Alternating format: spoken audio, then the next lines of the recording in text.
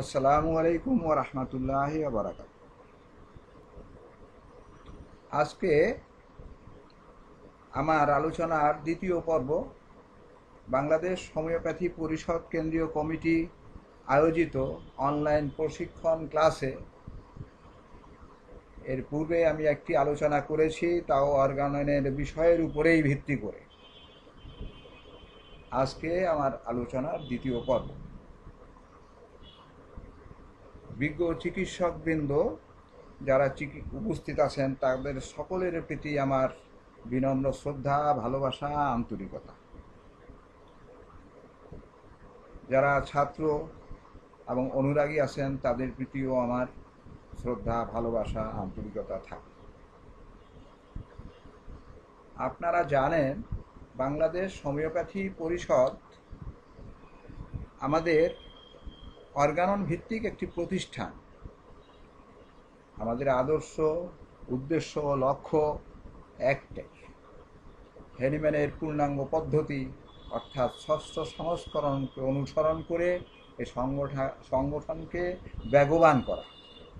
আমরা চেষ্টা করে যাচ্ছি। আপনাদের আমাদের এই প্রচেষ্টার সাথে সহযোগিতা কামনা করছি। অর্গানন এমন একটি বিষয় যা না হলে হোমিওপ্যাথি চিকিৎসা চলে না,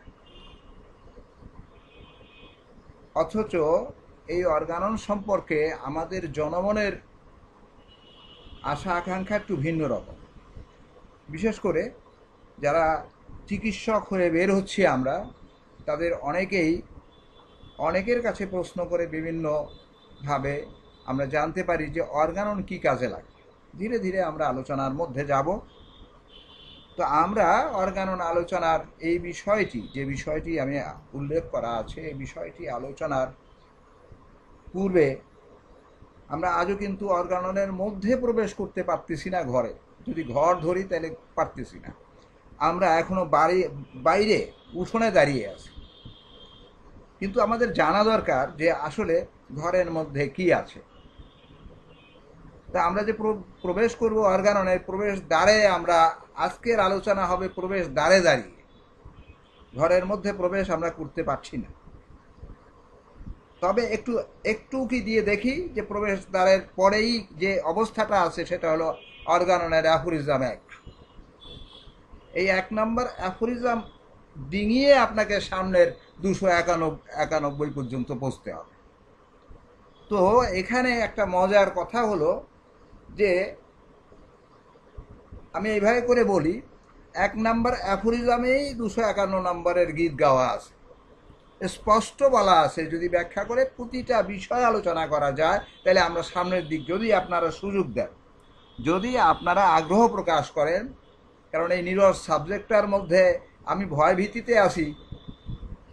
এই নীরস সাবজেক্টটার মধ্যে থেকে আমি কি এখানে আপনাদের সামনে উপস্থাপন করতে পারব। অ্যাফোরিজমের 1-এর মধ্যে আমি এখানে 7টা পয়েন্ট উল্লেখ করেছি। ফিজিশিয়ানের কথা বলা আছে যে কেমন ধরনের হবে, আমাদের মিশনটা কি, আমরা কি কাজগুলা করব, কিভাবে করলে মিশনের সাফল্যতা আসবে, আমরা কি করে স্বাস্থ্য পুনঃসংস্থাপন করব, আমরা রুগীকে স্বাস্থ্যে ফিরিয়ে দেওয়ার কায়দাটা কি হবে, আরোগ্যটা কিভাবে করব, সব মিলিয়ে অ্যাজ ইট ইজ টার্ম, যেভাবে বলা হলো পিছনের কথা, এইভাবে করে অগ্রসর হলে আমরা আরোগ্য করতে পারবো। মূল কথাটা এইটা। আসুন আমরা এই ব্যাপারে আর কথা বলতে চাই না, আমার আজকের আলোচ্য বিষয়ের মধ্যে আমি প্রবেশ করতে চাই।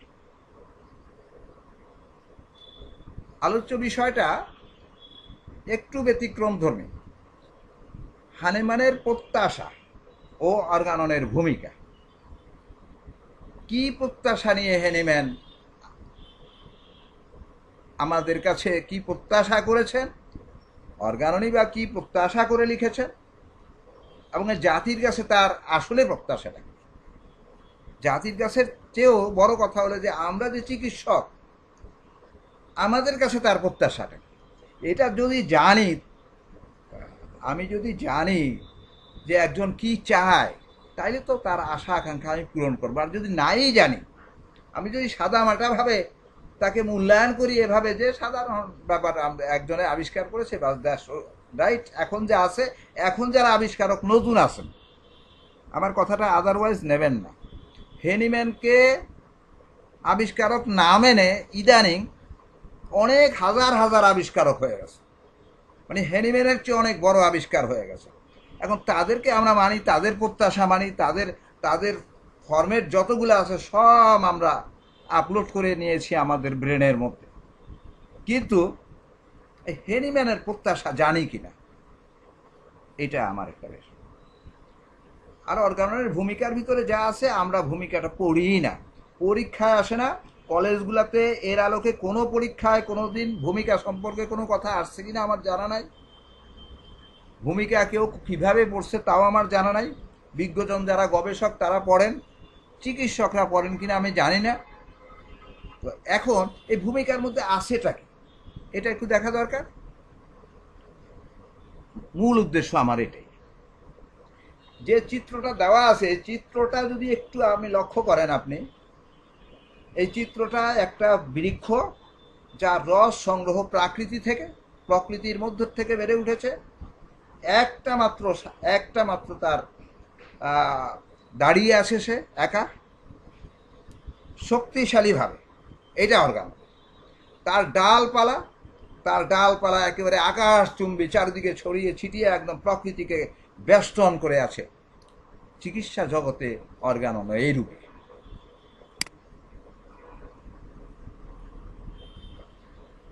পূর্বের আলোচনা, গত ক্লাসে আমি যে আলোচনা করেছিলাম, একটু যারা উপস্থিত থাকতে পারেন না তাদের একটুখানি মানে ইঙ্গিত দেওয়ার জন্য, কোনো আলোচনা এখানে হবে না। সেখানে আমি বলেছিলাম হোমিওপ্যাথি সর্বশেষ চিকিৎসা বিজ্ঞান, কিছু উদাহরণ দিয়ে, এবং বিজ্ঞানী হিসাবে হেনিম্যানের 5টি অবদানের কথা সামান্য করে আমি উল্লেখ করেছি। সদৃশ বিধান, ঔষধ ও ঔষধ শক্তি, জীবনী শক্তি, মায়াজাল এবং শক্তিকরণ, এই কথাগুলো আমি বলেছিলাম অল্প অল্প করে। এটা বিশদ আলোচনা অর্গাননের মধ্যে যখন প্রবেশ করব, প্রত্যেকটা বিষয় একটা করে ক্লাস হওয়ার যোগ্যতা রাখে। যদি সুযোগ হয়, যদি দেখা যায় যে না অর্গানন মানুষের চাহিদা দরকার আছে পড়া, তাইলে হয়তো আলোচনা করবে। তবে আমি এই আলোচনার জন্য যোগ্য ব্যক্তি নই। আমি মনে করি আমার চেয়ে বহু বহু যোগ্য ব্যক্তি এখানে উপস্থিত আছেন। কাজে এই ব্যাপারে আমি সামান্য জ্ঞান নিয়ে কেন আলোচনায় অংশগ্রহণ করলাম, এই জন্য যে কেউ না কেউ তো শুরু করতে হবে, কাউকে না কাউকে এভাবে করে শুরু করতে হবে। সে অর্গাননে আলোচনা করবে, ধারাবাহিকভাবে পুরো অর্গানন মানুষের সামনে উপস্থাপন করবে, ছাত্রছাত্রীরা এখান থেকে শিখবে। কলেজে পরীক্ষার সময় পরীক্ষার প্রশ্নের উত্তর মুখস্থ না করে অর্গানন থেকে জীবনটাকে গ্রহণ করবে, চিকিৎসকের মানে রুগীর জন্য জীবন্ত উদাহরণ সৃষ্টি করবে। আমি শুরু করলাম, শেষ আমার দ্বারা হবে না। আর আমি এত বিজ্ঞ ব্যক্তিও নই যে অনেক রেফারেন্স দিয়ে আমি কথা বলতে পারবো। আপনারা যারা আছেন তাদের কে অনুরোধ করব এ ব্যাপারে অগ্রসর হওয়ার জন্য। ছাত্রছাত্রীদেরকে আমি উল্লেখ করে বলতে চাই, যারা নতুন পাশ করা তাদেরকে উল্লেখ করে, অর্গাননের বাইরে আপনি অর্গানন যদি, একজন বলেছিল সকালবেলা উঠে কাঁচা পেঁয়াজ খান, তারপর সারাদিন ঢেকুর হবে, ওই পেঁয়াজেরই ঢেকুর হবে। কাজে অর্গাননটা প্রথম জীবনে আপনি অর্গাননটা একবার শেষ করে নেন, ধারাবাহিকভাবে শেষ করে নেন। যত কথা বলবে অর্গাননের, দেখবেন যে তাইলে আর আপনাকে এলোমেলো করতে পারবে না। অনেকেই পরামর্শ দেয় পাস করার পর, বই নিয়ে আসেন, একটা প্র্যাকটিশনার গাইড নিয়ে আসেন, আর কিছু ঔষধ উঠান, আর বাস রিপ্রেজেন্টেটিভ তো আসেই, 10,000 টাকা দিয়ে দেবো, আপনি 5,000 টাকা দেন, বাস দোকান হয়ে যাবে। কিন্তু অর্গানন যদি আপনার পড়া থাকে, আপনাকে এভাবে কোনো বিভ্রান্তিতে ফেলতে পারবে না কেউ, ইনশাল্লাহ।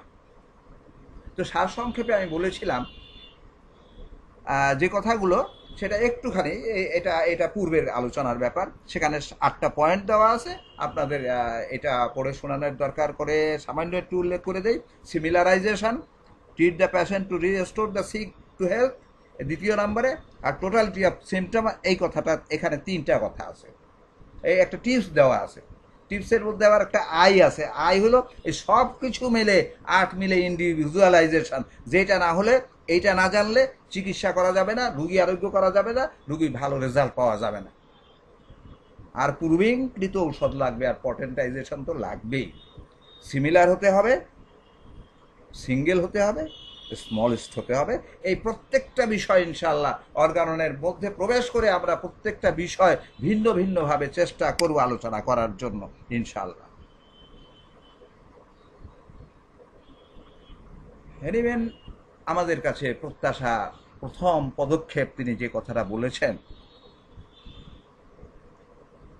সেটা হলো, হ্যানিম্যান আশা করেন, কোথায় বলেছেন? তৃতীয় সংস্করণের ভূমিকার মধ্যে তিনি বলেছেন, আমাদেরকে উল্লেখ করে বলেছেন, আমরা যারা মানে ভবিষ্যৎ বংশধর, হ্যানিম্যানের ভবিষ্যৎ বংশধর তো আমরাই, আমরা হোমিও ডাক্তার যারা, তিনি যে স্রষ্টা বিশ্বাসী করেন, স্রষ্টা বিশ্বাস যে ধর্মেই থাকে, তিনি ধর্মীয় বিশ্বাসে বিশ্বস্ততা অর্জন করেছেন এবং সেভাবেই তিনি পথ চলেছেন। তিনি ওই জন্য বলেছেন পরম করুণাময়ের এই অবদান, এই যে 50 সহস্রতমিক বলেন আর অর্গানন বলেন, অর্গানন, এখানে অর্গাননের কথাই সুস্পষ্টভাবে উল্লেখ করা আছে। আজকে যারা আমরা চিকিৎসক, এইটা তাকে ধন্যবাদের সহিত আমরা গ্রহণ করছি এবং করছি, সুন্দরভাবে করছি। এবং আজকে আর হ্যানিম্যান নেই, তিনি তখন থাকবেন না, এইটা এই ভবিষ্যৎবাণী এই করে গেছেন। তবে আমরা যদি সঠিক পথে থাকি, তার আত্মা হয়তো শান্তি পাবে। আর আমরা যদি আবার তার জায়গায় ফিরে যাই, হ্যানিম্যান তো ফাইল প্যাটার্ন থেকে ফিরে এসেছেন, হ্যানিম্যান তো মাদার টিংচার থেকে ফিরে এসেছেন, হ্যানিম্যানের ট্যাবলেট থেকে, ইঞ্জেকশন থেকে, সেখান থেকে ফিরে এসেছেন, রোগের চিকিৎসা করার থেকে ফিরে এসেছেন। কিন্তু রোগের চিকিৎসাই করতেন, তিনি পিএইচডি করেছেন, তার উপরে ডক্টরেট করেছেন। সেখান থেকে ফিরে এসে তিনি হোমিওতে চলে আসলেন। তিনি আবিষ্কার করার ইচ্ছা প্রকাশ না করলেও আবিষ্কার হয়ে গেছে, এটা গত ক্লাসে বলেছে। তাইলে আমরা তার কথাটা যদি স্মরণ রাখি, তাহলে তো আমরা হ্যানিম্যানের পিছন যে ছেড়ে আসছে সেই জায়গায় তো আমরা যেতে পারি না। ভাই, আমরা কেন যাব? কিন্তু আমাদের অনেকের প্রবণতা আছে, সেই রোগের চিকিৎসা করার মতো প্রবণতা আছে, যেন রোগ তার বাইরের কোনো বস্তু, এগুলো সামনে আসবে কথা। তো এই প্রত্যাশাটা আমরা পূরণ করার চেষ্টা করব ইনশাল্লাহ। আর তার হ্যানিম্যানের প্রত্যাশার ভিত্তিভূমিটা সংক্ষিপ্ত এখানে রেফারেন্স দেওয়া আছে, কিন্তু আমি আলোচনা করব না, এটার উপরেই ভিন্ন একটা আলোচনা হতে পারে। শুধু উল্লেখ করতে চাই, আল্লাহতে বিশ্বাস আমরা করি এবং তিনি স্রষ্টা বিশ্বাসী ছিলেন, তাকে জড়বাদী বলা যাবে না। মায়াজাম তার ভিন্ন একটি আবিষ্কার, এটা অবশ্যই আমাদেরকে বিশ্বাস করতে হবে, ব্যাখ্যা যে যা করি। জীবনী শক্তির ধারণা আমরা অবশ্যই পোষণ করি, আত্মা ও মন তার বিশ্বাস করতেন তিনি, এই বিশ্বাসের ভিত্তিভূমির উপরে তিনি দাঁড়িয়ে আছেন। আজকের আলোচ্য বিষয় থেকে আমরা যা জানতে পারব, আমার আলোচনার একটা উদ্দেশ্য আমি বলে দিই। আমার অর্গানন আলোচনার একটা উদ্দেশ্য হলো যে আমি বিজ্ঞজনদের জন্য আলোচনা করছি না, করজোরে মিনতি করছি, আপনারা ভুল বুঝবেন না এবং আপনারা আমাকে ক্ষমা করবেন, ভুল ত্রুটি হতেই পারে। আমার জ্ঞানের পরিপক্কতা তেমন নাই অর্গাননের উপরে, যার জন্য আপনারা আমার ভুল হলে শুধরে দেবেন। আপনাদের জন্য আমার এই লেকচার শুনতেছেন আপনারা, এই জন্য আমি আপনাদের কাছে কৃতজ্ঞ। কিন্তু আমার আলোচনাটা হলো নবীন চিকিৎসক এবং যারা সদ্য পাশ করেছেন এবং চিকিৎসা করছেন, তাদের কাছে আমার একটা মিনতি আছে, যার উপরে ভিত্তি করে যে অর্গানন হ্যানিম্যান আবিষ্কার, হ্যানিম্যান হোমিওপ্যাথি আবিষ্কার করেছে, তার উপরে ভিত্তি করে আপনি হোমিওপ্যাথি করছেন। আপনার রুজি হচ্ছে এই চিকিৎসার বিনিময়। তার মূল বইটা, তার অর্গানন বইটা আপনি একবার কেন শেষ করবেন না, ধারাবাহিকভাবে পড়বেন না? আপনি যে ভাষাই হোক আপনি পড়ে নেন। এ প্রসঙ্গে একটা কথা বলি, অনেকের মধ্যে বিভ্রান্তি কাজ করে যে ইংরেজি ভাষা ভালো না জানলে অর্গানন ভালো বোঝা যাবে না। ধারণাটা সম্পূর্ণ ভুল। ইংরেজিতেও কোনো শব্দ নিয়ে অ্যানালাইসিস করা হয়েছে, যে ভুল শব্দ প্রয়োগ করা হয়েছে, এটা জার্মান থেকে, জার্মানি ল্যাঙ্গুয়েজে লেখা, কাজে সেখানে সেটাও অনুবাদ, বাংলায় অনুবাদ। অনুবাদ যদি পড়তেই হয়, তাহলে ইংরেজি না পড়ে আমি বাংলাটা পড়ি, হোয়াই নট? আজকে 10, 12, 20টার মতো 15টা বই বাংলা হয়ে গেছে, কারো না কারো প্রায় একজাক্ট আছে, একটু ব্যতিক্রম থাকতেই পারে। ইংরেজিতে বহু অনুবাদ হয়েছে, সেখানে ভুল নাই, অবশ্যই আছে। এই বিভ্রান্তিতে আপনারা অবশ্যই পড়া উচিত নয়। সহজ ভাষায় যেটা আপনার কাছে ভালো লাগে সেটা পড়েন। হ্যাঁ, খটকা যেখানে লাগবে সেখানে আমরা দেখব, সেখানে আমরা দেখব, 5টা মিলিয়ে দেখব। তারপরে আমরা যারা গবেষক তাদের জন্য কথা ভিন্ন। আমি এই কথাগুলো বলার পরে আলোচ্য বিষয় থেকে আমরা যা জানতে পারবো তা আপনাদেরকে অনুরোধ করলাম আপনারা অর্গানটা পড়বেন। আর আমার ইচ্ছা যে অন্ততপক্ষে আমার এই আলোচনা থেকে যদি 5জন লোক ইন্সপায়ারেশনটা পায় যে হ্যাঁ অর্গান স্যারে এত করে বললো অর্গানন পড়া উচিত, তাইলে আমার সার্থক। এত লোকের মধ্যে থেকে 5জন লোক যদি অর্গাননের উপরে একটুখানি আস্থাশীল হয় এবং পড়ার আগ্রহ প্রেরণা পায়, তাইলে আমার আলোচনা সার্থক। আমরা 6টা সংস্করণ সম্পর্কে জানি, আমরা 6টা আমার জানতে পারবো, 6টা জিনিস আমরা জেনে যাব। ক্ষতিকর পদ্ধতি পরিত্যাগ, এক প্রথম কথা হলো আমরা ক্ষতিকর পদ্ধতি পরিত্যাগ ও সত্যের পথ অবলম্বন, এটার কি উপায় আমরা খুঁজতে চেষ্টা করবো হালকাভাবে। পুরো শেষ করা যাবে না, পুরো আলোচনা করা সম্ভব নয়। প্রকৃত আরোগ্য কলা, যেটাকে আমরা হোমিওপ্যাথি বলি, তার প্রতিষ্ঠার উপায় কি, প্রতিষ্ঠা লাভের এটা উপায়টা কি, একটুখানি টাচ করে যাব। সদৃশ্য বিধানী সত্য আরোগ্য শিল্প, আমরা জানি, আমরা এখানে যারা উপস্থিত আছি সবাই জানি সদৃশ বিধান। কোথায় যে সদৃশ আর কি সদৃশ, যদি সদৃশ্য বিধানই মানি তাহলে ফাইল প্যাটার্ন আমার দোকানে থাকবে কেন? এই প্রশ্নটা করলে অনেক সময় অনেকের কষ্ট লাগে, বলে স্যার আপনি বেশি বলে ফেলেন। চিকিৎসা ক্ষেত্রে জীবনী শক্তির ভূমিকাটা অনস্বীকার্য। জীবনী শক্তির ভূমিকাও স্বীকার করব, আবার রোগের উপরে রোগের জার্ম খোঁজার জন্য অথবা রোগ চাপা পড়ে গেছে রোগ খোঁজার জন্য প্যাথোলজি নির্ভর ঔষধ দেওয়ার চিন্তা করব। ওয়াই? এই প্রশ্নগুলো তো আমরা করতেই পারি। চিকিৎসার ভাওতাবাজির সম্পূর্ণ বিপরীত ওইসব টাল বাহানার কথা অর্গানন যারা আমরা পাঠক তাদের কাছে বলা যাবে, কারণ ওই ভাওতাবাজির সম্পূর্ণ বিপরীত হলো হোমিওপ্যাথি। 5ম সংস্করণে ব্যাপক আকারে এই ব্যাপারটা আলোচনা করেছে। 6ষ্ঠ সংস্করণে শুধু সামান্য সংযোগ আছে, 5ম সংস্করণে সম্পূর্ণ ভূমিকাটা রেখেই 6ষ্ঠ সংস্করণ অধিকতর সম্পূর্ণতা লাভ করেছে, পূর্বের চেয়ে অধিকতর সম্পূর্ণতা লাভ করেছে, এই কথাটা বলা আছে। এই জায়গাটায় এই কটা জিনিস আমরা জানতে পারবো, শিখতে পারবো। এই জায়গাটায় আমি একটু, যদিও এই পটভূমিটা সকলেই জানেন অর্গাননের, মানে বিশেষ করে হোমিওপ্যাথির আলোচনার যে কি করে আসলো, আবিষ্কারটা কিভাবে আসলো সবই জানেন, কাজে এইখানে আমি শুধু পয়েন্টগুলো একটু উল্লেখ করব, কিন্তু বিশদ আলোচনাটা করব না।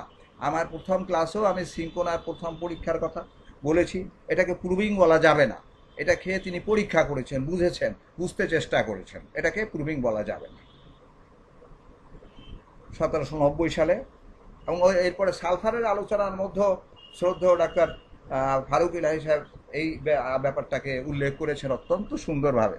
তিনি অনেক লার্নেড লোক এবং তিনি অত্যন্ত সুন্দরভাবে আলোচনা করেছেন, যার জন্য আমি যেহেতু আলোচনার সাথে সামঞ্জস্যপূর্ণ বিষয়গুলো শুধু উল্লেখ করব। এইটা ছিল।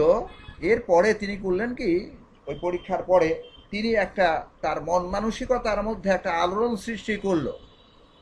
মানে সরাসরি আলোড়নটা হলো এইটা যে রোগ হয়েছে, আমি ওষুধ খাবো কমে যাব, কিন্তু তিনি রোগ ছাড়াই ওষুধ খেলে 4 গ্রাম করে কমলো না, বরঞ্চ বেড়ে গেল, মানে আরো রোগাক্রান্ত হয়ে গেলেন। এটার থেকে তার মধ্যে একটা পরিবর্তন, একটা আলোড়ন চিন্তার সৃষ্টি হলো যে তাইলে এই ভেষজের মধ্যে রোগ সৃষ্টি করারও ক্ষমতা আছে, প্রতিটা ভেষজের মধ্যে আছে। আরো অন্য কথা ব্যাপকভাবে বলা যাবে, দরকার নেই। এরপরে তিনি করলেন কি, আবার 96 সালে, এখানে আমি ড্রপ করে গেলাম, যে এরপরে তিনি আসলে একটা নতুন জিনিস পেলে কেউ চুপ করে বসে থাকে না ভাই। আপনি যদি একটা নতুন অঙ্ক শিখেন, কাহিনী বলার সময় নাই, আমার ছোটবেলায় এরকম ঘটছে, একটা ভালো অঙ্ক, আপনি ভালো অঙ্ক পারেন না, 10 বার পারেন না, 11 বারের সময় শিখলেন, তারপরে খালি ওই অঙ্কটা, ওই রকম অঙ্ক পেলে করতে ইচ্ছা করে। তো উনি যখন এই নতুন জিনিস পেলেন, তিনি কি 6 বছর বসে বসে বসে বসে তামাক খেয়েছিলেন? নিশ্চয়ই না। তিনি এই 6 বছর যে প্রবন্ধ, অনেকে মনে করেন 1796 সাল থেকে হোমিওপ্যাথি আবিষ্কারের মূল কথা বলা হয়, তাকে এটা ধরা হয়, এই ধারণা গবেষকরা করুক, আমার কোনো আপত্তি নেই, আমি বলতে রাজি না। রাজি না এই জন্য, যেখান থেকে গোড়াপত্তন সেইটাই মূল সময়। এরপরে হ্যাঁ, নীতিসমূহ, নীতিমালা বিভিন্ন 1796 সালে তিনি নীতিমালার উপরে বই লিখেছেন, সদৃশ আরোগ্য নীতি পুনঃপ্রবর্তন সম্পর্কে বই লিখেছেন, আরও বই লিখেছেন, লেখার তো আর শেষ নাই। 1805 সালে তিনি বই লিখেছেন, প্রবন্ধ লিখেছেন। এবং 1805 সালে দেখলাম, এইটা আলোচনা করতে গিয়ে দেখলাম যে অনেক ঔষধ তিনি প্রুভিং করে ফেলেছেন অলরেডি, অনেক ঔষধ। এই 1805 সালে তার ঔষধ প্রুভিংয়ের বেশ কিছু ঔষধ তিনি প্রুভিং করে ফেলেছেন, নাক্স থেকে আরম্ভ করে একেবারে ওপিয়াম, নাক্স ভূমিকা, অ্যাকোনাইট, আর্নিকা, বেলেডোনা এবং ক্লোসেরা, ইগনেশিয়া, ইপিকাক, এগুলো আলোচনা, এগুলো তিনি অলরেডি প্রুভিং করে ফেলেছেন 1805 সালে। আরও কিছু ফ্রাগমেন্ট দ্য ভিরিবাস, এটা 27টি ওষুধ, সেখানে তিনি 27টি ওষুধ তিনি উল্লেখ করেছেন। তাহলে এগুলো প্রুভিং হয়ে গেছে এবং ওষুধের আলোচনা করেছেন।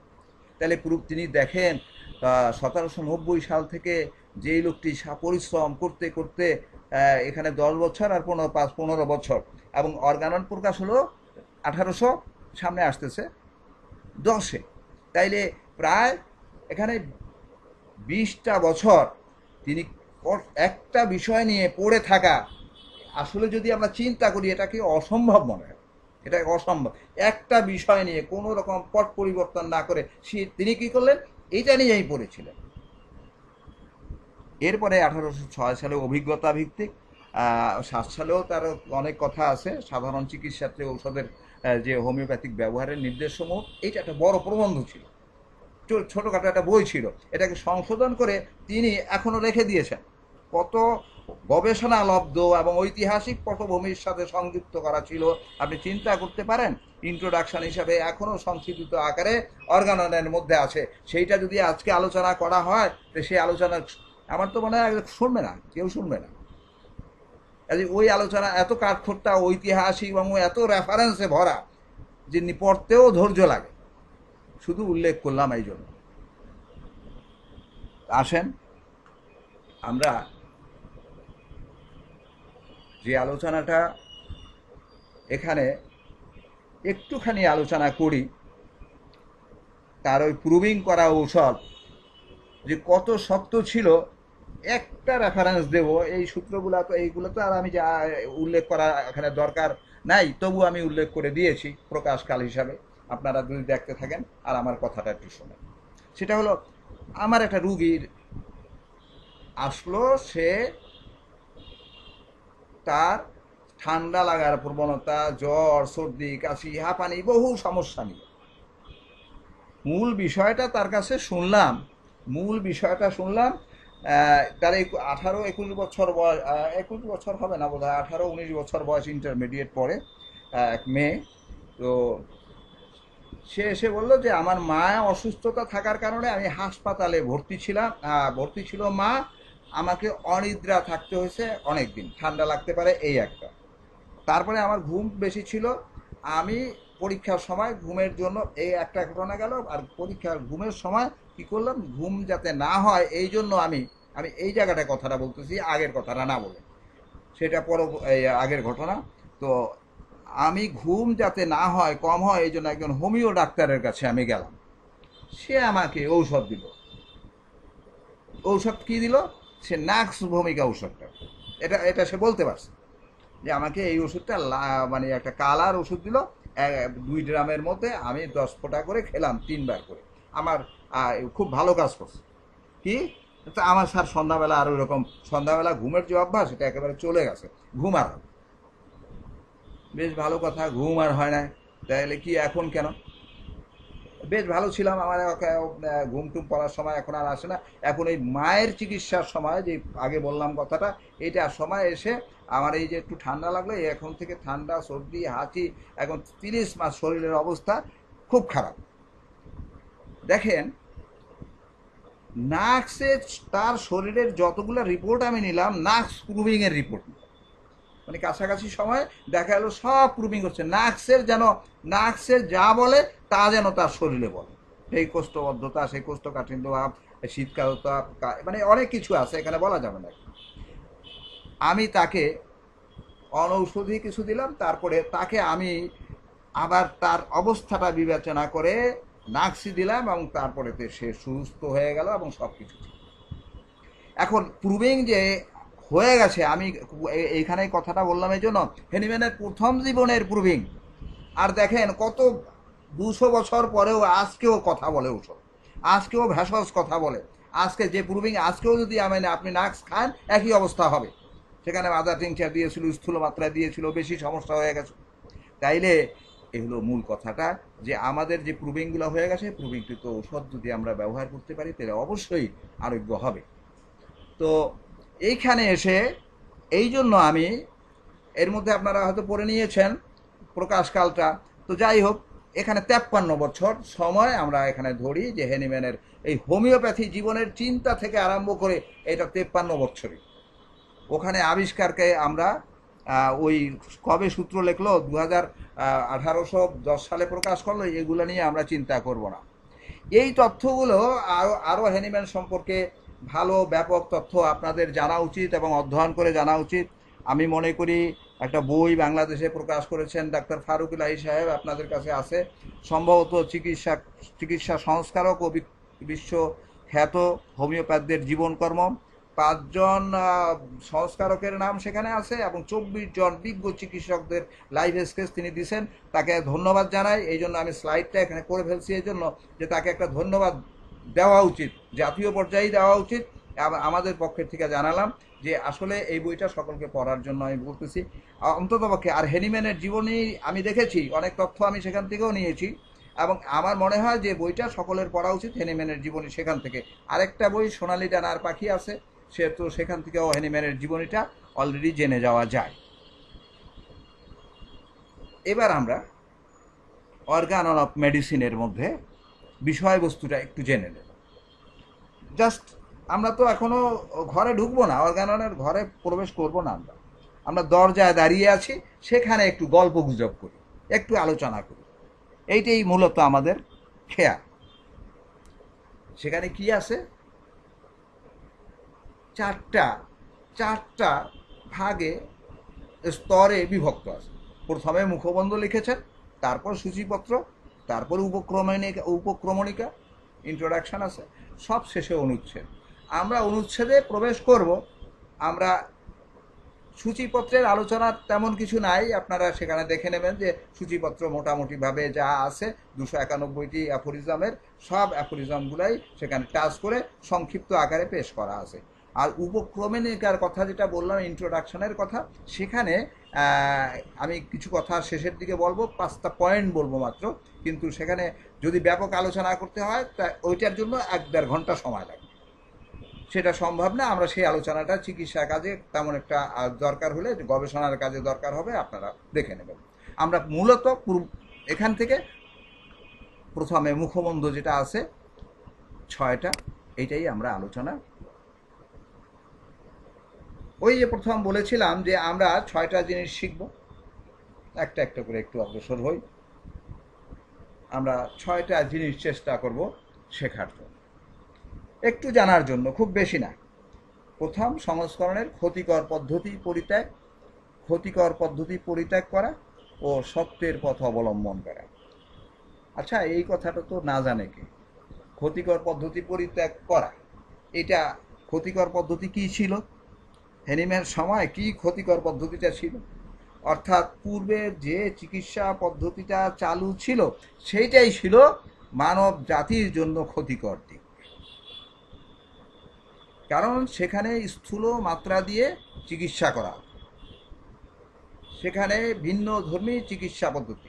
পৃথিবীতে 2 ধরনের চিকিৎসা চালু আছে, তিন ধরনের বলা যায়, ঝাড়ফুঁকাও যদি ধরেন তাহলে তিন ধরনের হয়ে যাবে। আর বাস্তব ভিত্তিক দু ধরনের চিকিৎসা পদ্ধতি চালু আছে। এক হলো সদৃশ, এটা পারফেক্ট।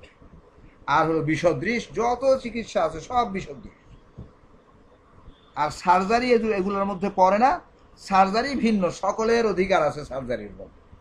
সার্জারি ভিন্ন একটা বিষয়। এইটা কাটাছেঁড়া পৃথিবীর আদিতেই ছিল। এই কাটাছেঁড়া নাপিতরা শুরু করেছিল। এই কাটাছেঁড়ার ইতিহাস অনেক বড়। আজকে ডেভেলপ হতে হতে হতে হতে বৈজ্ঞানিক যুগে এসে এই কাটাছেঁড়াটা এখন এক দলের কাছে চলে গেছে।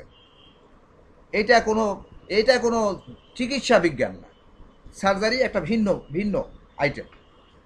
কারণ মেডিসিন যদি বলি তাহলে মেডিসিন দু ধরনের, একটা হলো সদৃশ মেডিসিন আর একটা বিসদৃশ। তো এই চিকিৎসাটা হ্যানিম্যান এই ক্ষতিকর পদ্ধতি যেগুলো ছিল এগুলো তিনি পরিত্যাগ করে সত্যের পথ অবলম্বন করার উপায়টাকে তিনি খোঁজ করে বের করেছেন, পরীক্ষা করেছেন, পরীক্ষা নিরীক্ষা করেছেন। এই কথাটা বললেন তিনি 1810 সালে প্রথম সংস্করণের মধ্যে। তাইলে এখানে 20টা বছর তাকে এই কথা বলার জন্য জীবন দিয়ে তিনি এই কথা বলেছেন। শুধু জ্ঞানের জন্য বলেছেন এটা না, জীবন দিয়ে কথাটা বলেছেন। তিনি একাই চলেছেন, তার সাথে আর কেউ ছিল। তো ক্ষতিকর পদ্ধতি পরিত্যাগ করলেন এবং সত্যের পথ অবলম্বন। এ পথে তার সঙ্গী সাথী খুব কম ছিল, একাই তাকে চলতে হয়েছে। যেখানে তিনি পরিশ্রম করে নির্ভুল সিদ্ধান্তগুলো গ্রহণ করেছেন, নির্ভুল সিদ্ধান্ত পেয়েছেন, যেটা সন্দেহ ছিল সেইটা তিনি গ্রহণ করেন না। কারণ তিনি একেবারে জীবন দিয়ে 20টা বছর জীবন দিয়ে তিনি এটা বুঝতে পারলেন যে আলস্যপ্রিয়তার জায়গা হোমিওপ্যাথি করার পথে নাই, এখনো নাই। আপনি অলস, ঠিক আছে পড়বো, ম্যাটেরিয়া মেডিকা দরকার হয়, এই অমকে বলছে যে রোজ একটা করে ম্যাটেরিয়া মেডিকা পড়েন, কি দরকার আছে? দোকানদারি করে তারপর বন্ধ করে গিয়ে আমি ডাক্তারিটা করি। আরাম প্রিয় জীবন আপনি গ্রহণ করলেন, হ্যানিম্যানটা ত্যাগ করেছেন। আর একগুয়ে মনোভাব, আমি যা বুঝেছি দ্যাট ইজ পারফেক্ট, বুঝ আর নাই। আমি বুঝেছি যে এই ঔষধে, এটা কুসংস্কারাচ্ছন্ন মত, এই ঔষধে এটা ভালো হবে, এইটা ধারণা করা, এভাবে একগুয়ে মনোভাব সৃষ্টি করা হোমিওপ্যাথির মধ্যেও ঠিক নয়, বাইরেও ঠিক নয়। এটাকে আমাদের পর্যায়ক্রমিকভাবে মানে ধারাবাহিকভাবে এই সব জিনিসগুলো আমরা শিখে নিতে হবে, জীবন দিয়ে শিখতে হবে। এটা মনে হয় উপদেশ, বলে স্যার উপদেশ আলোচনা করিয়া লাভটা কি? লাভ আছে। হ্যানিম্যানের 20 বছরের এটা অভিজ্ঞতা, এটা শুধু উপদেশ তাৎক্ষণিকভাবে একটা বই কিতাব নাজিল হয়েছে উপর থেকে আর তিনি এখানে প্রকাশ করে দিয়েছেন, ব্যাপারটা এই রকম না যে উপন্যাস না, যে 1 মাস বসে একটা উপন্যাস লিখলো। সঠিক ও পবিত্র যুক্তিগুলো, এই জন্য কুসংস্কার মুক্ত মন হতে হবে অবশ্যই। এই রকম না হলে অবশ্যই চলবে। এই জন্য তিনি সিদ্ধান্ত নিলেন যে প্রকৃত আরোগ্যকলা যেটা হোমিওপ্যাথি নামে তিনি যেটাকে বলেছেন, 1819 সালের ঘটনা। তিনি এখানে কয়েকটা বিষয়ে, সবগুলা বিষয়ে আমি আলোচনায় যাব না, আমি শুধু একটু বিষয় আলোচনা করব। সেটা হলো সংস্কার মুক্ত চিন্তা থাকতে হবে। কোন ঔষধে আপনার ভালো হয়ে গেছে বা এই ঔষধে এটা ভালো হয়েছে, এই ধারণাটা পরিত্যাগ করতে হবে। রোগের উপরে চিন্তা করে ঔষধ দেওয়া কখনোই তিনি গ্রহণ করেন নাই। রোগ বিষয়ক জ্ঞান অর্জন করতে বলছে। এইখানে এসে একটা বিভ্রান্তি এমনভাবে দানা বেঁধে উঠছে আজকাল সমাজে যে আমরা যেন রোগ বিষয়ক জ্ঞান অর্জন করা লাগবে। আমিও তো জানি যেটা লাগবে। ডিজিজ সম্পর্কে হ্যানিম্যান বলেছেন, ক্রনিক ডিজিজ বইটাই তো লিখেছেন। রোগ বলেছেন, আপনি যাকে পরিভাষা এমন একটা ব্যাপার, অ্যালোপ্যাথিতে যেটাকে রোগ বলে আমি সেটাকে রোগ বলি না তো। হ্যাঁ, রোগ ডিজিজেরই চিকিৎসা করা লাগবে, আমিও স্বীকার করলাম।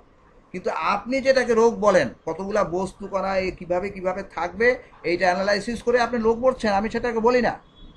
আমি হোমিওপ্যাথিতে সেটাকে রোগই বলি না আমার কাছে।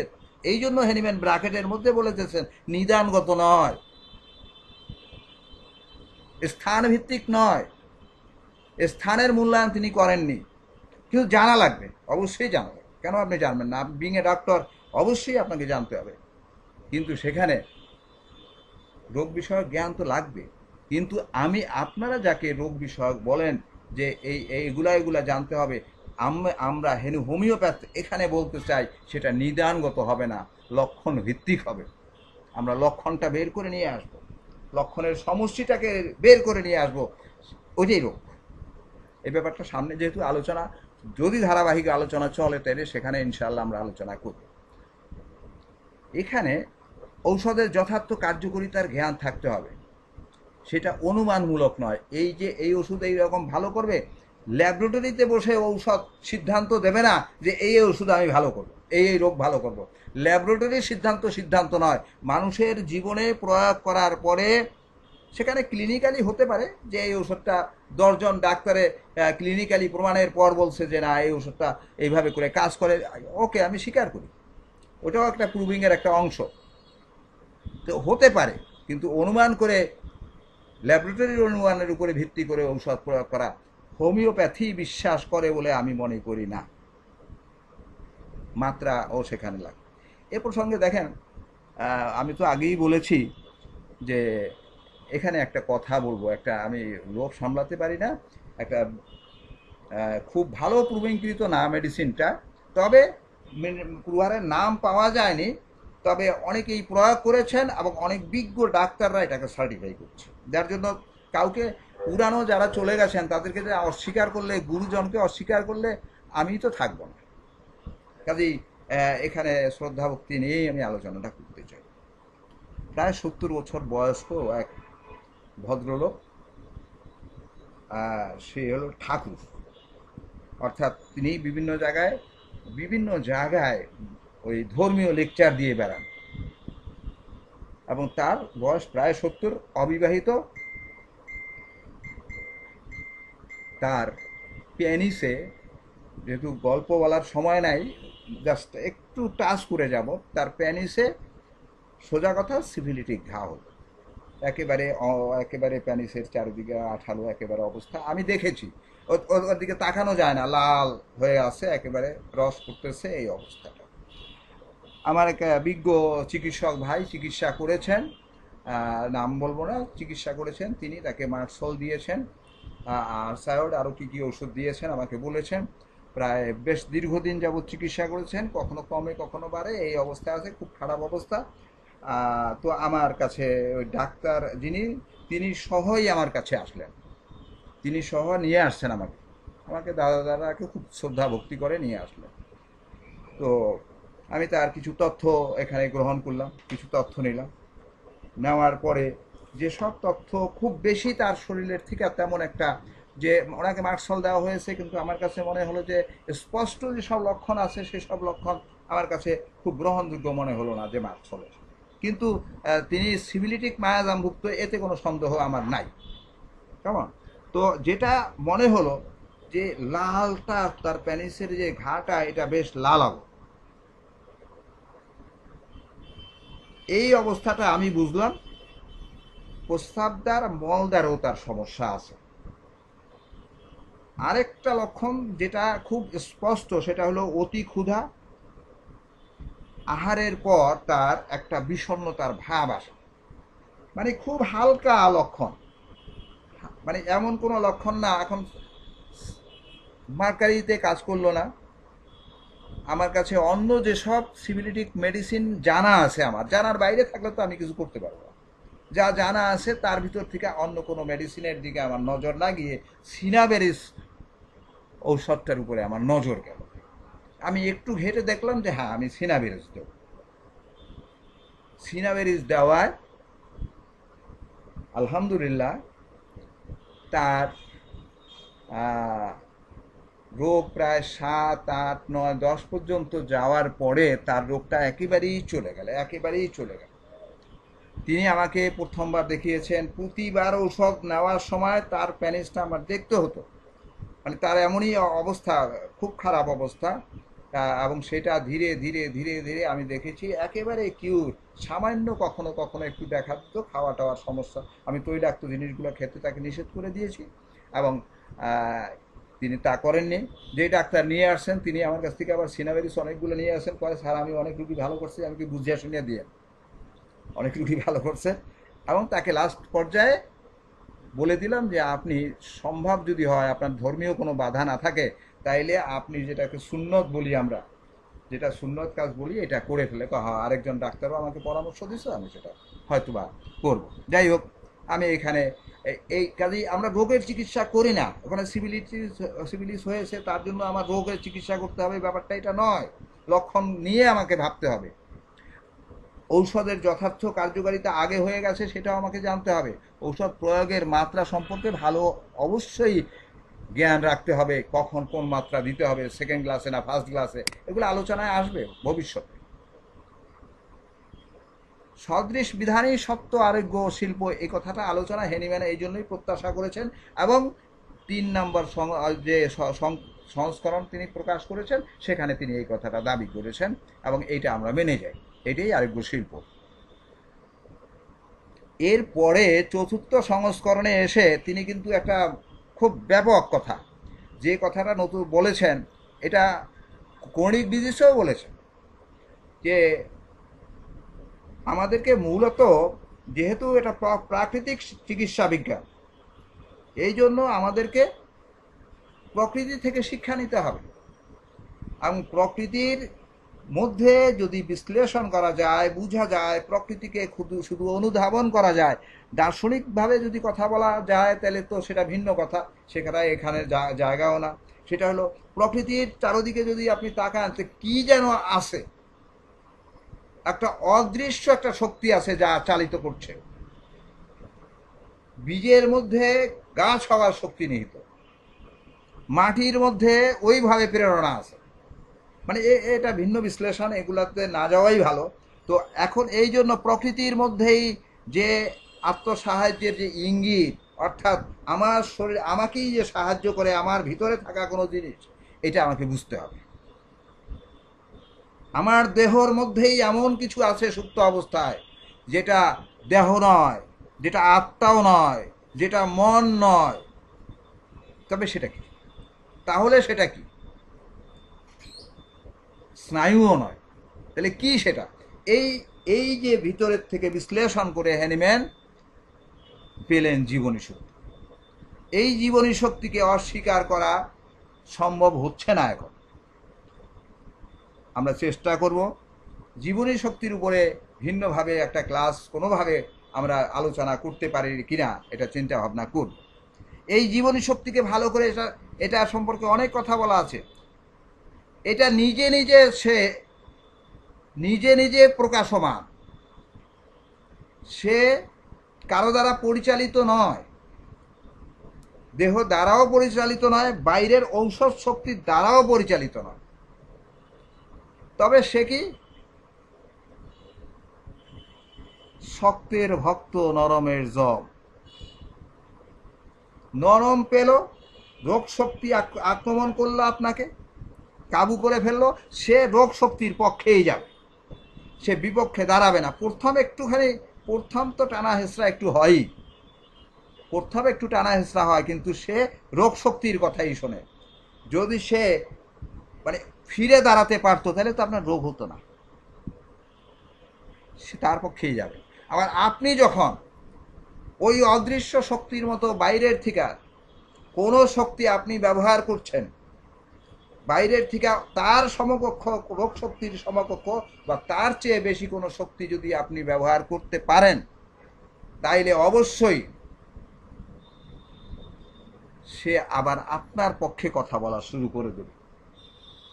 আপনি ব্রাইনিয়া দিয়েছেন, আপনি রাস্টক দিয়েছেন, আপনি অ্যাকোনাইট দিয়েছেন, আপনার পক্ষে চলে আসবে যে হ্যাঁ হ্যাঁ ঠিক আছে, তুমি যা বলবা তাই শুনবো। আপনি দিচ্ছেন কার মাধ্যমে? আপনি সরাসরি জীবনী শক্তিকে ঔষধ দেওয়ার যোগ্যতা আপনার নাই, আপনাকে মাধ্যম হয়ে যেতে হবে, আপনি স্নায়ুর মাধ্যমে। কাজে ঔষধ আমরা প্রয়োগ করি, জীবনী শক্তিকে দেই, কিন্তু মাধ্যম হলো স্নায়ু। এই জন্য আমাদের হোমিওপ্যাথি ঔষধ জিহ্বায় দিলেও কাজ করে, নাকের ঘ্রাণে যে স্নায়ু আছে তাও কাজ করে, বাইরে যদি মর্দন করা হয় তাইলে কাজ করে। এমনকি মাতৃদুগ্ধর মাধ্যমে দুগ্ধপোষ্য শিশুর মধ্যে যে যায়, যে লিঙ্কের মাধ্যমে যায়, সেখানেও কাজ করে। কাজ করে গিয়া কোথায়? স্নায়ুর মধ্যে দিয়ে গিয়ে জীবনী শক্তির কাছে গিয়ে বলে, হয় কানে কানে বলে, না যেভাবে বলানো দরকার বলে। বলার পরে সে ফিরে দাঁড়ায় যে হ্যাঁ, এবার শক্তিশালী লোক আমি পেয়েছি আমার পক্ষে, ঘুরে দাঁড়াবার লোক পেয়েছি। সে তখন ঘুরে দাঁড়ায় এবং রোগ শক্তির সাথে সে বোঝাপড়া করে। এইটা আলোচনা ইনশাল্লাহ সূত্রের মধ্যে যদি আমরা ঢুকতে পারি, এই আলোচনাগুলো আছে। তো আমরা এখান থেকে এই জীবনী শক্তির কাজ সুস্থ অবস্থায় অনুভূতিগুলোকে সম্পূর্ণভাবে রক্ষা করে। সুস্থ অবস্থায় কাজ হলো সে সমস্ত অনুভূতিকে আপনার রক্ষা করবে। রুগ্ন অবস্থায় রুগ্ন বা নষ্ট স্বাস্থ্যকে যথার্থভাবে পুনরুদ্ধারের সমর্থন এর থাকে না। জোর করে তাকে, জোর করে যে কথাটা বললাম, জোর করে তাকে কথা শোনানো যায় না। তবে তার চেয়ে বলবত্তর যদি হয়, শক্তিশালী হয়, সে কথা শুনবে, কিন্তু সূক্ষ্ম হতে হবে। হেনিম্যান এইখানে এসে একটা কথা বলেছেন। অনেকে বলে হেনিম্যান আবিষ্কারকারক, বলা যায় না তো, আগে তো ছিল সদৃশ বিধান ছিল, কিন্তু যেভাবে করে হেনিম্যান প্রকাশ করেছেন সেভাবে ছিল না। তিনি একটা কথা বলেন, আমার পূর্বে প্রকৃত আরোগ্য কলা আবিষ্কৃত হয় নাই, এবং সেই আরোগ্য কলাটা কি? সদৃশ বিধান। এতে কোনো সন্দেহ নাই। চিকিৎসা ভাওতাবাদীর সম্পূর্ণ বিপরীত হলো হোমিওপ্যাথি। এই কথাটার কিঞ্চিত আলোচনা আমি পূর্বে করে আসছি, যার জন্য আলোচনা যেন পুরো মানে একই আলোচনা যেন ফিরে না আসে, এই জন্য এই আলোচনাটাকে এখানে আমি করব না। কারণ প্রথম দিকে কথা বলতে গিয়ে এই ভাওতাবাদী সম্পর্কে আমি কিছু কথা বলেছি। যেসব ঔষধ, যেসব ভেষজ বা ঔষধ বলেন স্বাস্থ্য পরিবর্তন বা বিকৃত করার শক্তি রাখে, তারাই ঔষধ। যে রাখে না, ক্ষমতা রাখে না, সে ঔষধ। একটি মাত্র ঔষধই প্রয়োগ করতে হবে, এর বাইরে না। ঔষধগুলো সুনির্বাচিত হবে, এই কথাগুলো আমি আগেও বলে দিয়েছি। এই পাশে এইখানে আমি কথা বলবো না। আর যে কথাটা খুব গুরুত্বপূর্ণ, সেই কথাটা আমি সামনে একটু পাবো, আমি সেই কথাটাই বলবো। এখান থেকে শুধু একটা বিপদগামী চিকিৎসক ও চিকিৎসার কারণটা কি, এখানে একটুখানি থেমে আমি কথা বলে যাব।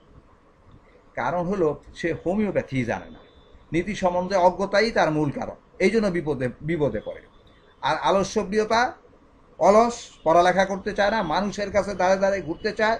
এবং এক একজনে আমি এমন দেখেছি, পাশ করার পরে এক এক দাঁড়ে ঘুরে যে যা বলে তাই নোট করে নিয়ে আসে, বলে স্যার এই কয়টা বই আমাকে দেন।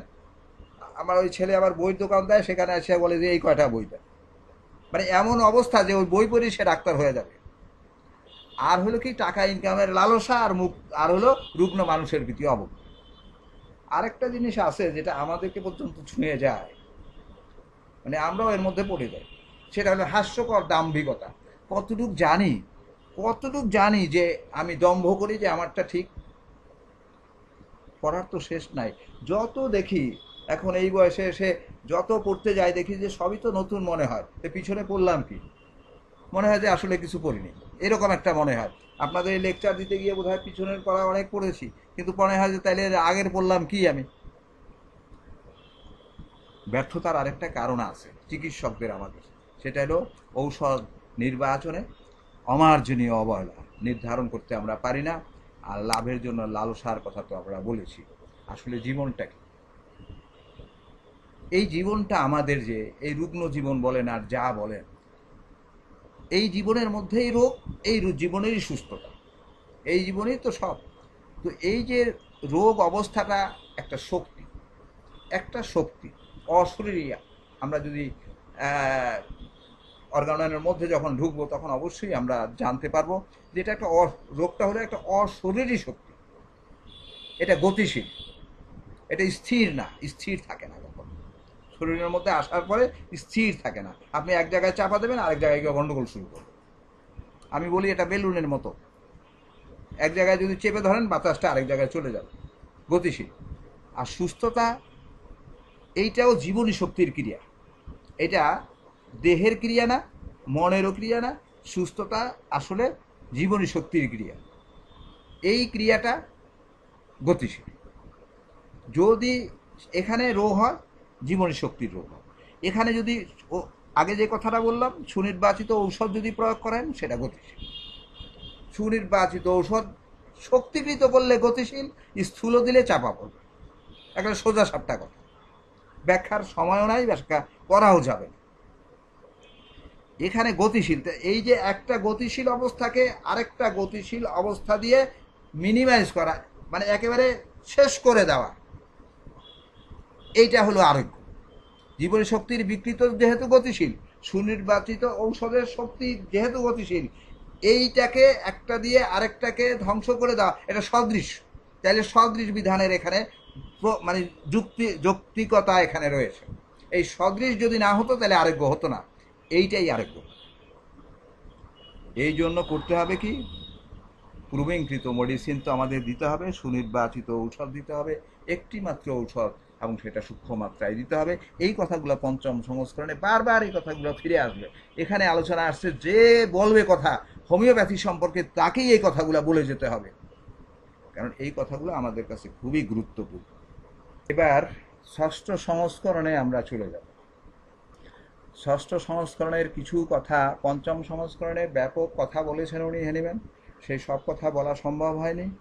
আর ষষ্ঠ সংস্করণে ওই ভূমিকায় তিনি ওই কথাগুলোতেই রেখেছেন, মাত্র 3টা জায়গায় শুধু পরিবর্তন করেছেন।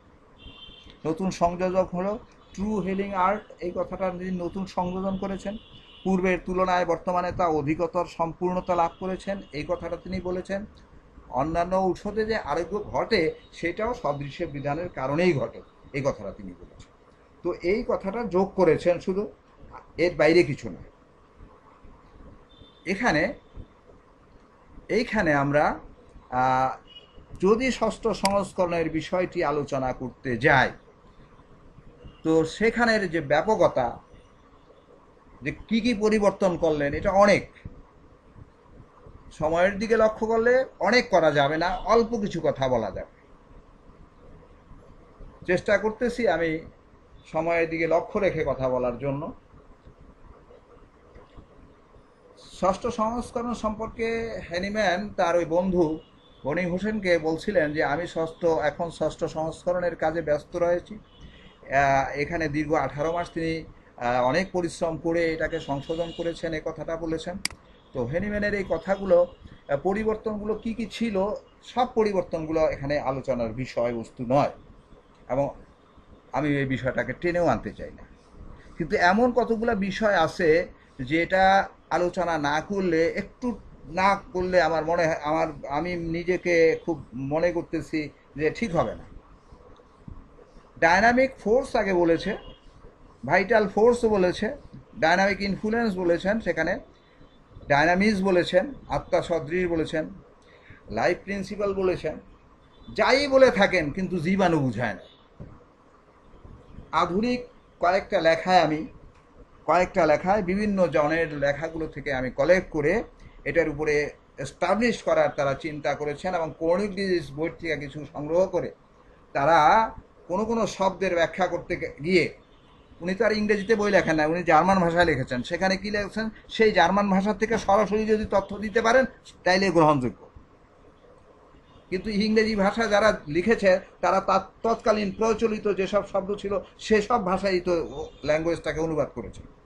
আমি মনে করি এই জীবনী শক্তি আসলে ব্যাপক অর্থে যা এখনো গবেষণার দাবি রাখে।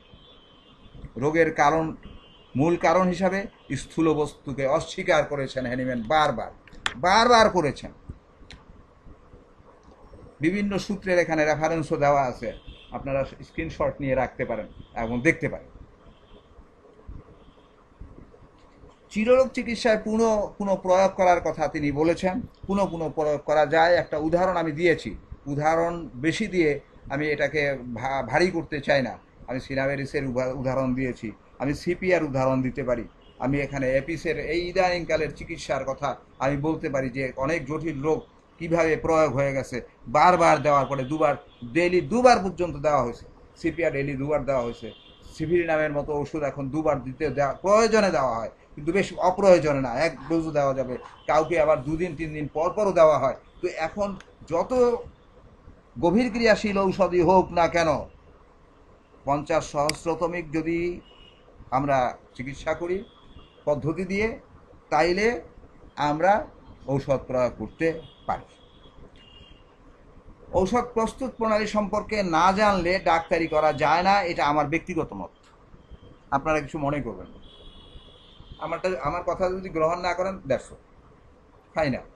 কিন্তু আপনি ফার্মেসি দেন বা না দেন, আপনি তথ্য নিজে হাতে তৈরি করেন বা না করেন, তাতেও আমার আপত্তি নাই। কিনে ওষুধ ব্যবহার করেন, তাতেও আপত্তি নাই। সদ্য পাস করেছেন, বেশ ভালো কথা।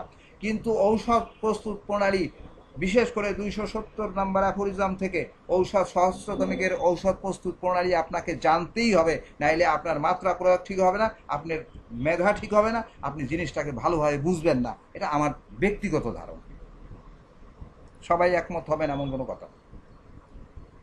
কারণ আমি যত জায়গায় যত আমার স্টুডেন্ট আছে, তো সবাইকে প্রস্তুত প্রণালী সুন্দর করে বুঝিয়ে দেওয়ার পরে দেখা গেছে তাকে মাত্রা সম্পর্কে কথা বললে সে বোঝে, কেন কাপিং করতে হবে সে বোঝে, কেন মানে সূক্ষ্ম মাত্রা কাকে বলে সে বোঝে। কথাটা বলা ঠিক না? সূক্ষ্ম মাত্রা সম্পর্কে 50 সহস্রতমিক যারা বলেন তারা অনেকেই মনে করেন যে এটা তো সূক্ষ্ম মাত্রা করাই আছে, শুধু বানিয়ে দিলেই হয়। কথাটা মিথ্যা এবং ভুল। আলোচনা যখন আসবে তখন এই বিষয়গুলো আলোচনা হবে। আর দুটি ঔষধ কখনোই একসাথে দেওয়া যাবে না, প্রয়োগ করা যাবে না। একটার পরে একটা পর্যায়ক্রমিক দেওয়ার কোনো বইতে লেখাই আছে যে পর্যায়ক্রমিক অ্যাকোনাইট ব্যালোডোনাইট পর্যায়ক্রমিক দেন, নাক্স আর সালফার পর্যায়ক্রমিক দিলে অবশ্য ভালো হয়ে যাবে। এরকম বহু কথা প্রথা প্রচলিত আছে, ঠিক নয়। কোনো একজন লোক ভারত থেকে চিকিৎসা করে আসার পরে সে বলল আমাকে, আমারই এক রুগী, সে বলল স্যার আপনিও ব্যাসিলিনাম দিয়েছেন, সেও ব্যাসিলিনাম দিয়েছে। তাকে আমি দেখালাম, বেশ ভালো কথা, ধন্যবাদ। তারপরে আর কি না, কিছু দেয় না, তবে আমাকে ক্যালকেরিয়া সালফ বায়োকেমি খেতে বলেছে। এই আমার খুব নাম করা, আমি নাম বলবো, খুব নাম করা ডাক্তার। আমার মেজাজটাই গরম হয়ে গেল। তাইলে আমি কেন এইটা অ্যালাউ করব? ফুজা প্রয়োগ করলে কাঁচা পেঁয়াজ খাইতে আপনি নিষেধ করেন, তাইলে হোমিও একটা ঔষধের সাথে আপনি কেন বায়োকেমিক একটা ওষুধ দেবেন আপনি? হোয়াই? আমার সাথে একজন বিজ্ঞ ডাক্তার বিতর্ক করেছেন যে আপনি তো সায়েন্স যদি ভালোভাবে পড়তেন তাইলে বায়োকেমি দেওয়ার কথা আপনি স্বীকার করতেন। আমি বললাম আমার সায়েন্স পড়ার দরকার নেই, হোমিওপ্যাথি যা পড়ছি তাতেই তো চলবে। এই যারা, আমি প্রথম এই কথাটা এখানে বললে হয়তো ইয়ে হবে না, অসামঞ্জস্য হবে না। হোমিওপ্যাথি চিকিৎসা বিজ্ঞানের প্রথম ক্ষতি যেটা হয়েছে, প্রথম ক্ষতি হয়েছে বায়োকেমি আবিষ্কারের মাধ্যমে। কারণ ওই ভূত যদি কাঁধে না চাপতো তাহলে আজকে আমরা ফাইল প্যাটার্ন দেওয়ার চিন্তা করতাম না, আজকে আমরা মাদার টিংচার ব্যবহারের চিন্তা করতাম না, দুটি ওষুধ দেওয়ার চিন্তা করতাম। তো এইভাবে করে ষষ্ঠ সংস্করণের 7টি অধ্যায় একেবারে সম্পূর্ণ নতুনভাবে সংযোজিত করা হয়েছে, 75টি একেবারে সংশোধন করা হয়েছে। কাজেই এই ব্যাপারটি আর বিশদ আলোচনা না করে তার ভিতরে কিছু পরিবর্তন আসছে, কিছু কিছু শব্দ, সেই শব্দগুলোর দুই একটি শব্দ উল্লেখ করেই আমি চলে যাব। সেখানে নতুন শব্দ যেগুলো সংযোজন কতিপয় চেঞ্জ করা আছে, আপনি বিভিন্ন বই পুস্তকে চেঞ্জগুলো আপনি খুঁজে পাবেন। সোর্সটাকে সেখানে যে কোনোভাবেই উল্লেখ করা আছে, স্রষ্টা সম্পর্কে একটা ধারণা পুরো বইটির মধ্যে ছড়ায়া ছিটে আছে, পুরো বইটি। এখন যদি কেউ স্রষ্টা অস্বীকারী, যদি কেউ অর্গাননের বিভিন্ন ভাষ্য বা যে কোনোভাবেই লেখেন, সেখানে স্রষ্টাকে অস্বীকার করতে পুরো জায়গায় পারবেন না। আমার বিশ্বাস পুরো জায়গায় আপনি পারবেন না, ব্যর্থ হবেন। কারণ যার যার ধর্মবিশ্বাস সেটা ভিন্ন ব্যাপার, সেটা বিজ্ঞানের সাথে এই হোমিওপ্যাথির সাথে না জড়ানি ভালো। আমার এটা দৃষ্টিভঙ্গি, এটা ব্যক্তিগত দৃষ্টিভঙ্গি, না জড়ানি ভালো।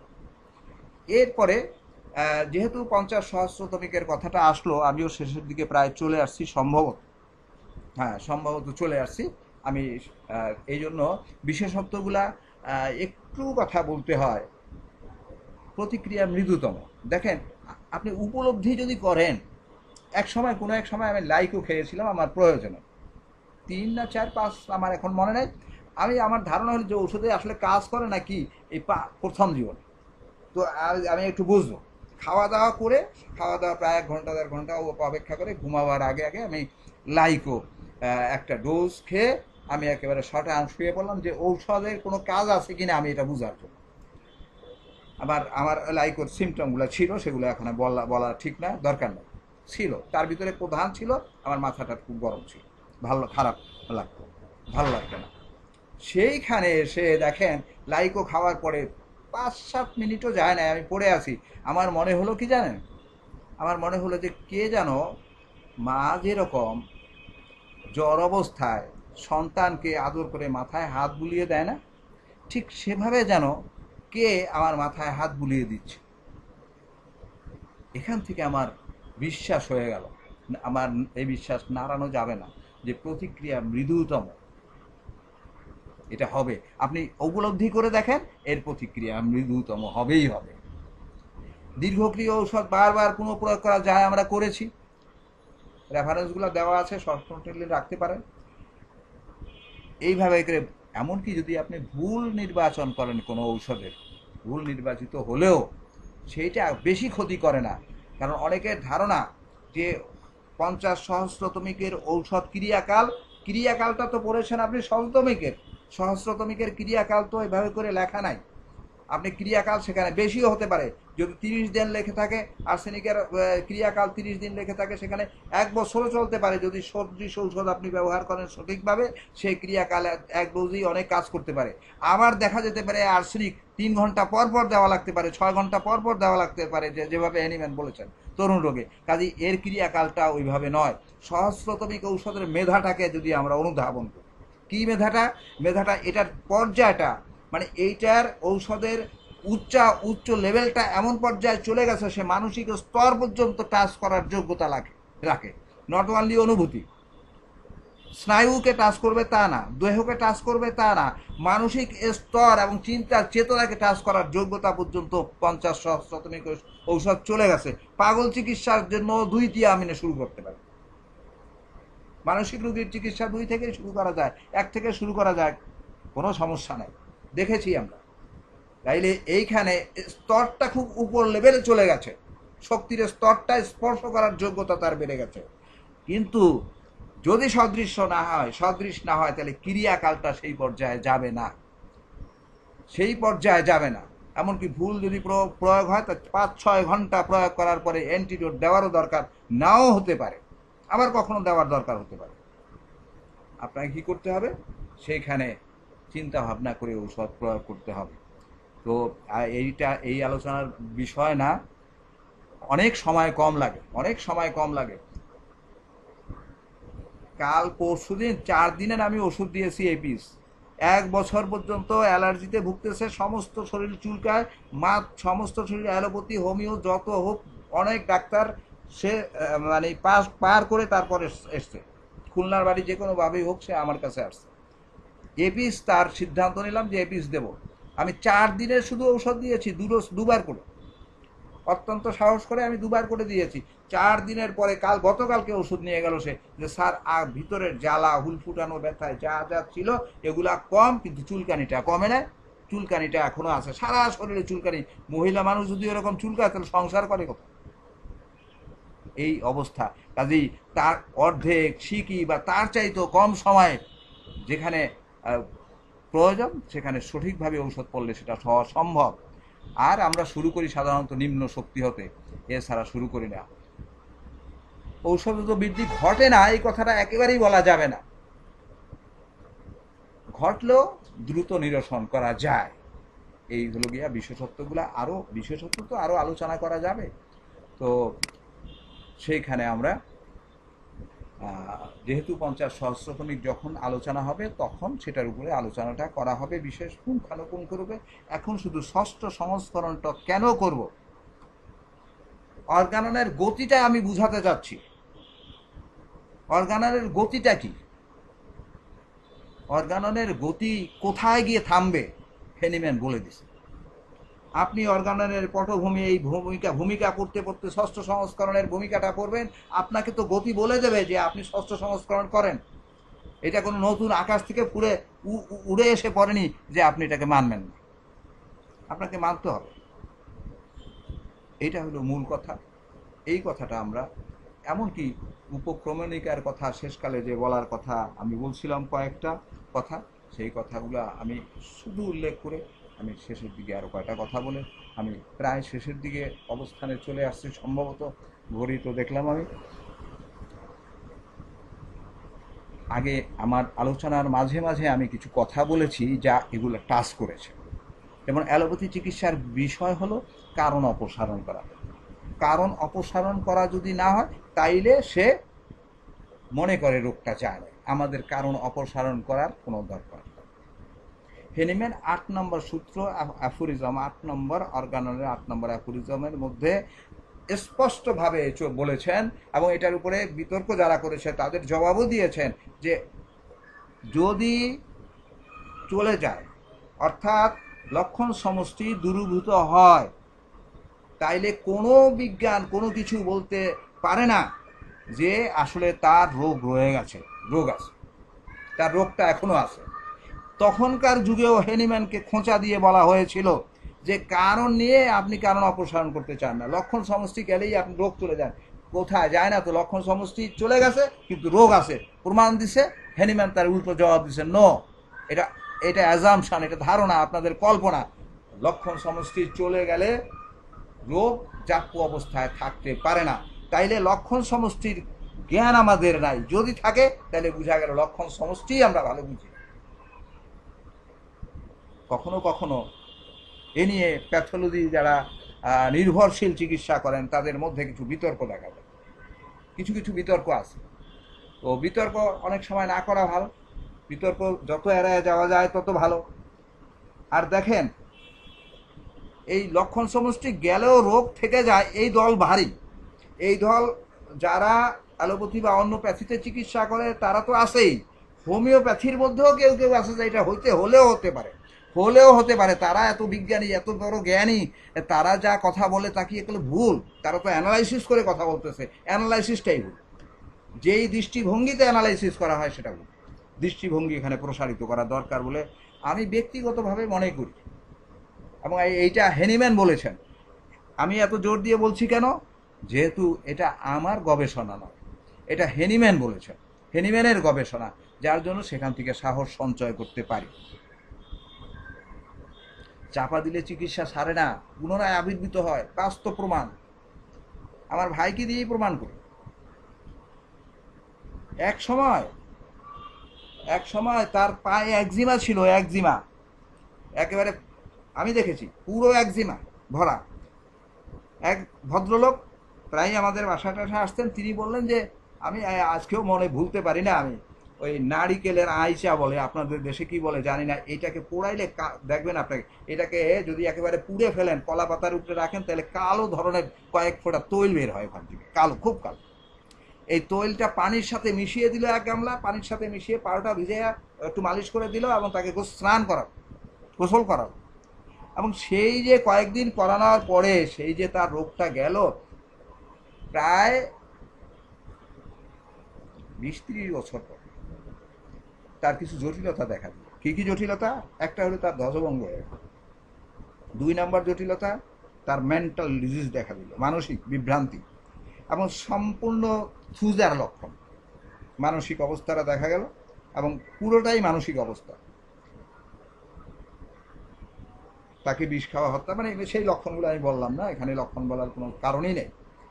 তাকে থুজা অনেক দূর দিতে দিতে দেখা গেল, দেখা গেল সেই পায়ের একজিমা অনেক দিক ভালো, সে বিয়ে শাদী করবে না অনেক অবস্থা ছিল, কিন্তু পরে বিয়ে শাদী করেছে, এবং পায়ের একজিমাগুলো ধীরে ধীরে দেখা দেওয়া শুরু করলো। তাহলে চাপা দেওয়া চিকিৎসা, আরও উদাহরণ দেওয়া যায়, চাপা দেওয়া চিকিৎসা রোগ সারে না, বরং পুনরায় আবির্ভূত হয় কোনো না কোনোভাবে, ভিন্ন অ্যাঙ্গেলে, ভিন্নভাবে। একটা চাপা দেবেন আরেকটা সমস্যা হবে, এরকম অনেক উদাহরণ আমার কাছে আছে। রোগের কারণ উপাদানগত হতে পারে না, রোগের মূল কারণ হলো রোগ বিষ, মায়াজাল। এই সিরো রোগ বিষ বলে অনেকে, সিরো শব্দটা আমি উচ্চারণ করতে চাই না, কথাটা বিভ্রান্তিকর। আর মায়াজাম দূষিত বাষ্প এইটা এখন উঠে হচ্ছে, এই ভাষা নাকি চলে না এখন, একটা বইতে দেখলাম যে এই ভাষা পুরানো হয়ে গেছে। আচ্ছা, যাই হোক, এটা হলো সোরা, সিফিলিস, সাইকোসিস, এই তিনটা মায়াজাম দ্বারা আমরা আক্রান্ত হই। সোরা প্রধান, সোরা হলো সকল রোগের রাজা, সকল রোগের অধিপতি। যখন আমরা মায়াজাম আলোচনা করব তখন দেখব যে সোরার থেকে সব রোগের উৎপত্তি। রোগ একটা, হোমিওপ্যাথিতে কোনো রোগই নাই, রোগ বলতে একটা, একটা ছাড়া কোনো রোগ নেই, সব শাখা প্রশাখা, খুব জোর গলাই বলা যায়। সেটা হলো রোগ হলো সোরা। সোরা রোগ দ্বারা আমরা আক্রান্ত। এখন সোরা আর অন্যান্য যত রোগ সব শাখা প্রশাখা, আর বাহ্যিক রোগ এটার মধ্যে পড়বে না। বাহ্যিক যেগুলো, যেমন আমার হাতটা কেউ কেটে দিল, হঠাৎ করে এসে গুলি করলো, এইটা তো সৃষ্ট রোগ, এগুলো নিয়ে আলোচনা এখানে। কিন্তু প্রাকৃতিক যতগুলা রোগ আছে সোরা তার জন্য দায়ী। তাহলে রোগ একটারই চিকিৎসা করতে হবে। শাখা প্রশাখা বেশি যদি সিমটমস করে, তাহলে শাখা প্রশাখার আমাদের অনেক লক্ষণ আছে, অনেক ঔষধ আছে, প্রবীণকৃত ঔষধ আছে, সব ঔষধ দিয়ে চিকিৎসা করতে হবে। এই জন্য আমরা বলতে চাই সদৃশ বিধানই রোগী আরোগ্যের একমাত্র পদ্ধতি, এর বাইরে কোনো পদ্ধতি আমরা গ্রহণ করতে পারি না। তাইলে আমরা হ্যানিম্যানের প্রত্যাশার আলোকে আমরাই সেই এখানে যতজন উপস্থিত আছি সব, এখানে 90 জন লোক বা সম্ভবত প্রায় 89 জন, আমরা এই লোক সবাই হ্যানিম্যানের প্রত্যাশার পক্ষে, যে আমরাই সেই লোক যারা হোমিওপ্যাথিকে অগ্রসর করে নিয়ে যাব।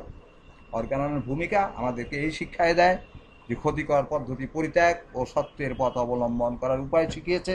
আমরা সেই উপায় শিখেছি এবং সেই অনুযায়ী আমরা চলব।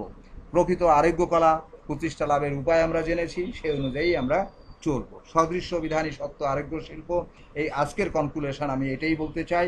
চিকিৎসা ক্ষেত্রে জীবনী শক্তির ভূমিকা আমরা অনস্বীকার্য বলে মনে করি এবং সেটাই স্বীকার করব। চিকিৎসার ভাওতাবাজি সম্পূর্ণ বিপরীত হলো হোমিওপ্যাথি। এখানে কোনো ভাওতাবাজি দিয়ে চিকিৎসা হয় না, কোনো ঝাড়ফুঁক নাই, অদৃশ্য।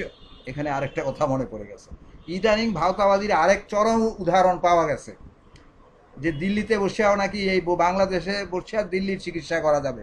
এই ঝাড়ফুঁকের চেয়েও সিরিয়াস। আলহামদুলিল্লাহ, যদি এটা হয়, এটা কোনো বিজ্ঞান আবিষ্কার করতে পারে, ভালো কথা, এটা মানুষের জন্য তো ক্ষতিকারক না, এটা হতে পারে। তো হোমিওপ্যাথি নামে চালানো এটা অপরাধ মনে করতেছি। ষষ্ঠ সংস্করণ অধিকতর সম্পূর্ণতা লাভ করেছেন, এতে আমাদের পূর্ণ বিশ্বাস আস্থা আছে ইনশাআল্লাহ। আপনাদের সকলকে আন্তরিকভাবে ধন্যবাদ, আপনারা উপস্থিত ছিলেন, এতজন লোক এখানে উপস্থিত হয়ে অর্গাননের আলোচনা শুনছেন।